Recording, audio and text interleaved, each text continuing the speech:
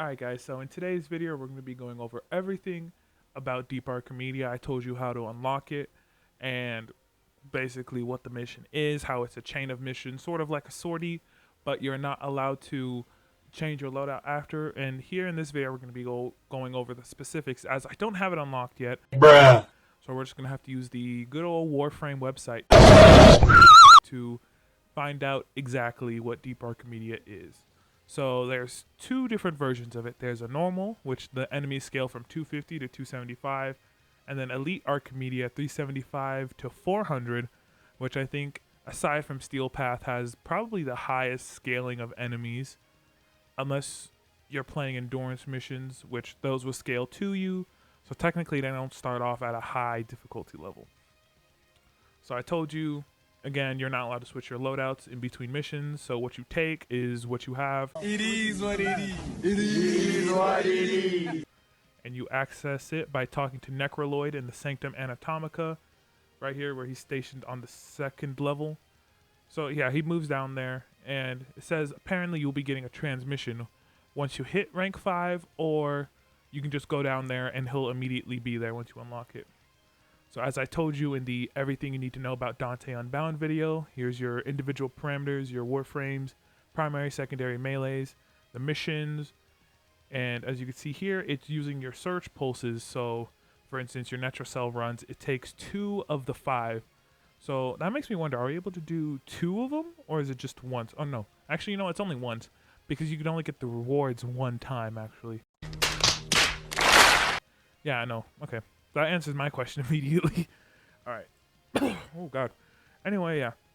So it seems to have the same restrictions of an Archon hunt. You have empowered enemies, no respawns, and you can't use consumables.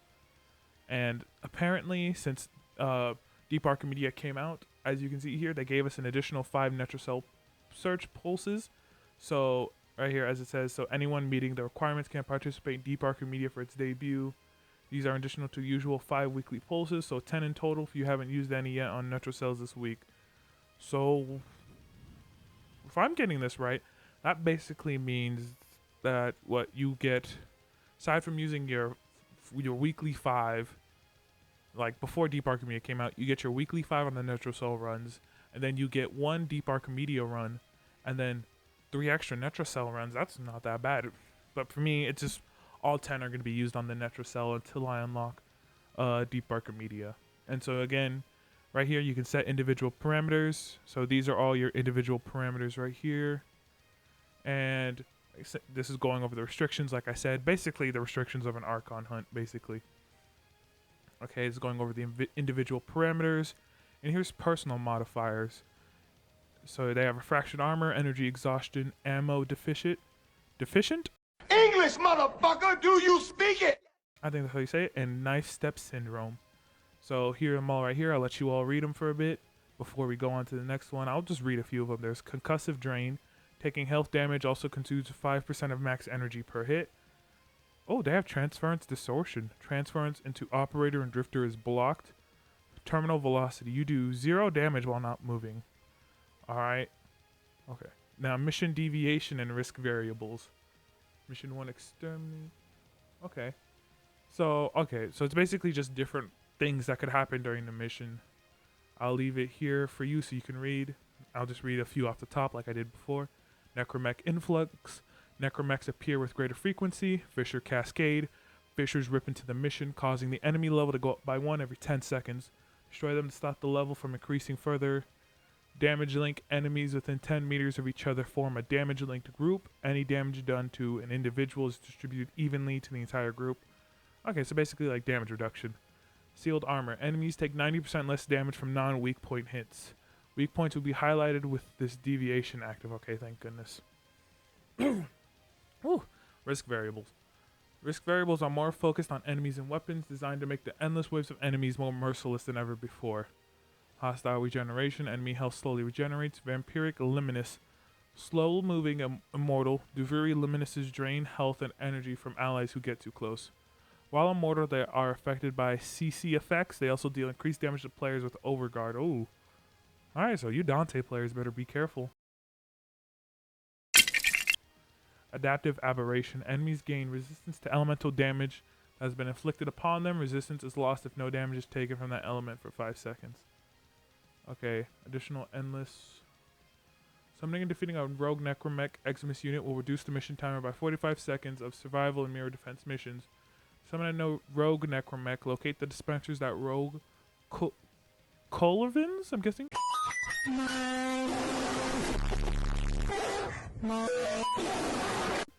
Used to summon rogue necromechs in Alberic's laboratory missions. Interact with the terminal there to summon a rogue necromech unit. There's a 50% chance that the unit spawned is an Eximus. Once you have used the terminal, all necromechs dispersers are put on a 60-second cooldown. And so Elite Archimedea is unlocked by... You have to complete all 3 of your Deep Archimedia missions with research points of 25 or higher. Okay, so that's how you unlock it permanently. Okay.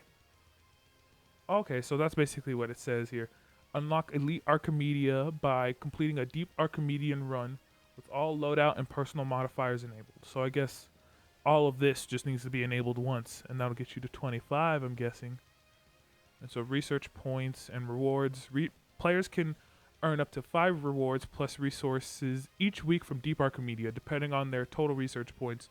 3 rewards are available from Deep Archimedia, while all 5 are available from Elite Archimedia should players be up to the challenge.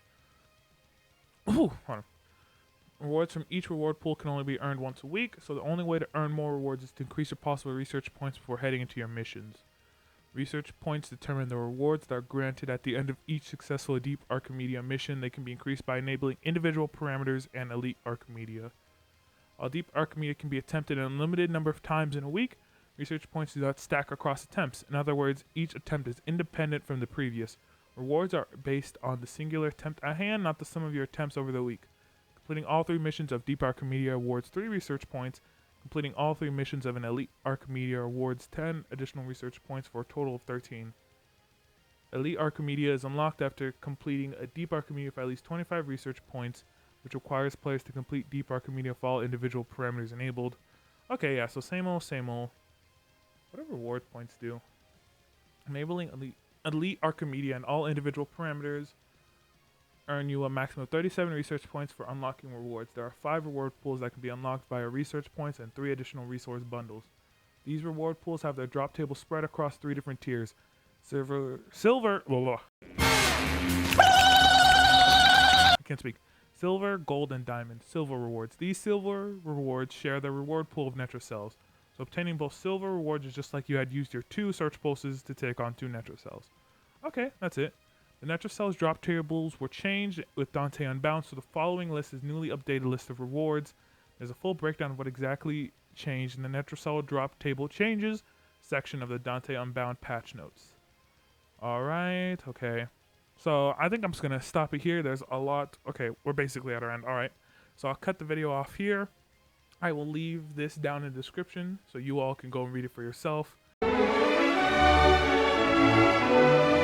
But that's basically everything that is here. I hope you all enjoyed the video, and I'll see you all next time. Happy gaming.